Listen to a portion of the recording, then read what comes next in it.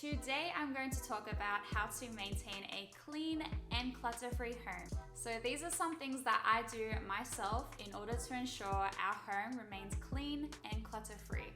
So I hope these tips are helpful for you today. So tip number 1 on how to have a clutter-free home is to start with the essentials. So we're going to look at the needs, the wants, and the others. So needs are things that are necessary to our home, and they are valued, they are enjoyed, and they are used.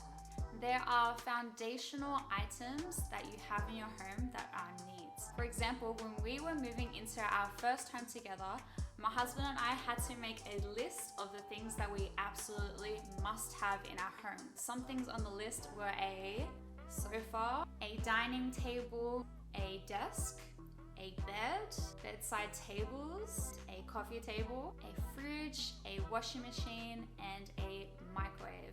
So these were really all the things that were essential for our home to function well. However, there were some other necessary items that even though we didn't use them every day, we would still need them. So let's look in the kitchen, for example.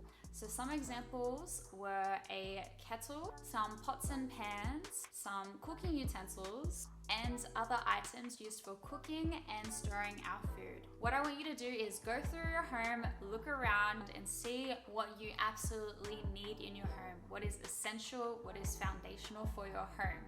Now, once you have looked at your needs, go on to your wants. So your wants are quite similar to your needs in the way that they should be used, they should be valued and enjoyed. However, they are not exactly necessary to your home. For me, a wanted item is plants. I love to have indoor plants in our home. Another thing that we love to have in our home is our consoles. We have a PS4 and we have a Wii U console. And these are both things that we really value having because we love to play games together, and we also like to have people over and let them enjoy the games on the consoles as well. Go around, look at the things in your home, just constantly ask yourself, why do I have this? See if you can justify why you have it, and if you can, fantastic, keep it. If you can't, you might need to reassess whether or not you really need it in your home. So once you've looked at your needs and your wants, you'll need to look at the other category. So in this category, pretty much most of the things in it you can get rid of, you can throw away. So by establishing your needs and your wants in your home, you can figure out what you do not need in your home and therefore declutter it. I do have a disclaimer though, I don't by any means want you to go through your home though and start decluttering things that you do not own yourself. So things that are maybe your spouse's or your children's, don't touch their things and start decluttering them without their permission. Point number 2, do not buy anything new unless it is something you really need or want. Once you've decluttered your home with point number 1, you can then bring things into your home that are brand new. But you have to remember the needs and the wants. Is it something that is necessary? Will it be used? Will it be valued? And will it be enjoyed?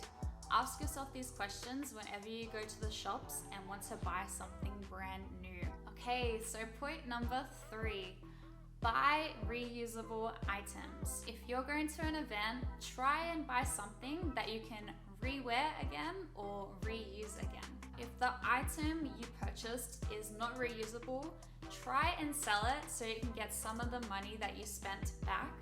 Or if you really can't sell it, it's probably worth donating because it's better to get rid of a unwanted or unnecessary item rather than keep it in your home to clutter up your space. Number 4, avoid excessive or duplicate items.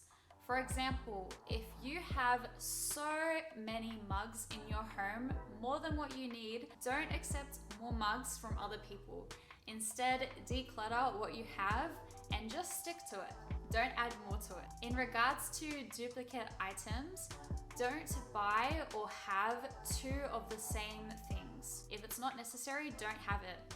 For example, toothpaste, hand wash, dish soap, shampoo and conditioner.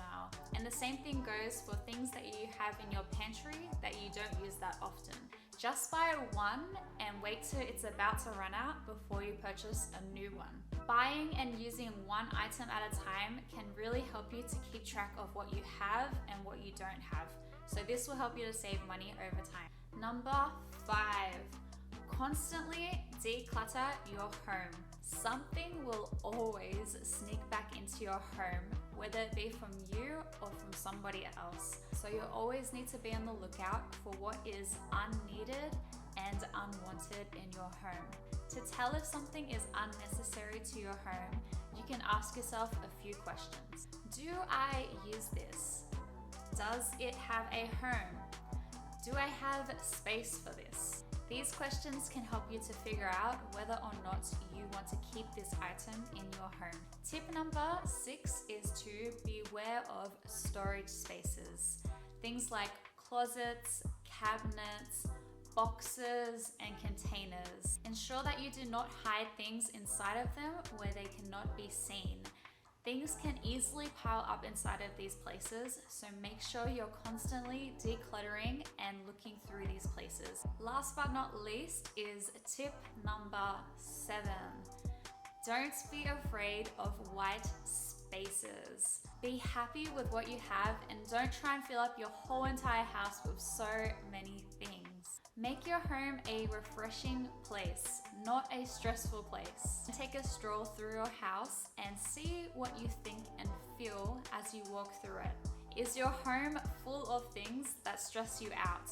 Do you feel boxed in and claustrophobic within your home? Or do you feel like you have plenty of room to walk around within your home freely? And does coming home make you feel relaxed and calm?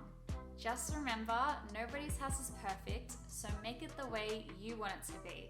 Alright, so we got through the clutter part of the video. Now let's go on to the cleaning side of things. This is how I clean my own home, so just adjust it to fit your own lifestyle and schedule. So for me, I clean my home at 3 different times: daily, weekly, and monthly. On a day-to-day basis, I will practice CAYG, clean as you go.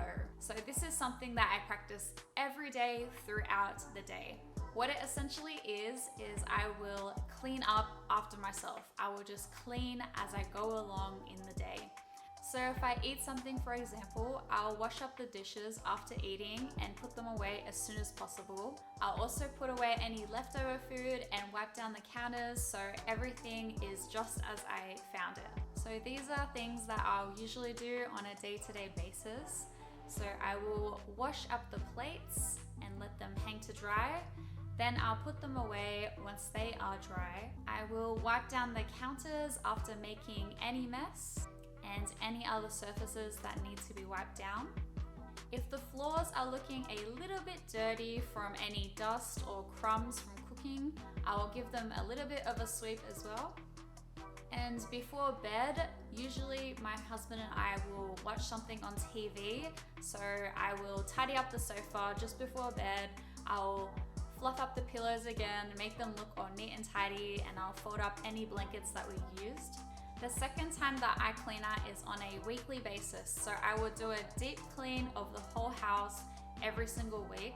So what my deep clean includes each week is I will vacuum the floors, then I will mop the floors, I will clean the entire bathroom, I will start with the vanity, and then I will do the toilets, and I will finish with the shower. I will also wash any clothes that got dirty that week. So I only usually do 1 washing load because there's only 2 of us in the house. So I will wash, hang, and put away the clothes once they are dry. So this is how I clean my house on a weekly basis, just to give it a deeper clean and a bigger refresh but it's not technically necessary to do every week. I think fortnightly is acceptable as well. And lastly, I will clean my house on a monthly basis. So on a monthly basis, I will clean things that don't usually get cleaned. So some things that I will do on a monthly basis is I will wash up the bed linen and replace it with fresh linen. I will also wash up the sofa pillowcases as well, because they can get quite dirty over the month. Sometimes I might wipe down the TV screen if it's looking a little bit dusty over time. I will also vacuum any hard to reach places such as the skirting on the sides of the room and inside the sliding door openings. Other times I may clean the windows and mirrors in the house. Some other places that you might like to clean inside of is your fridge, your oven, or your microwave, inside any appliances that don't get cleaned regularly, and maybe give your pergola a little bit of a sweep to refresh it and get rid of any dust and leaves that have just collected in there over time. So these are the 3 times that I clean, and I encourage you to try and adapt it a little bit to your schedule or copy it if it works with you. So remember, daily, weekly, and monthly.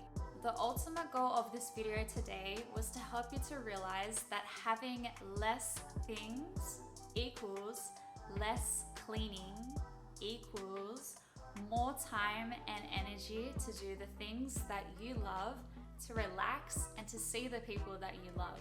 I also want to encourage you to prioritize people over the things that we have.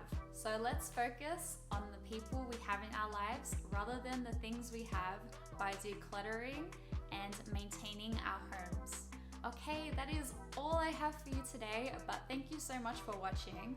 Let me know in the comment section down below which point was your favorite or an item that you struggle to declutter. Remember to love others and love yourself. Have a wonderful day, and I'll see you in the next one.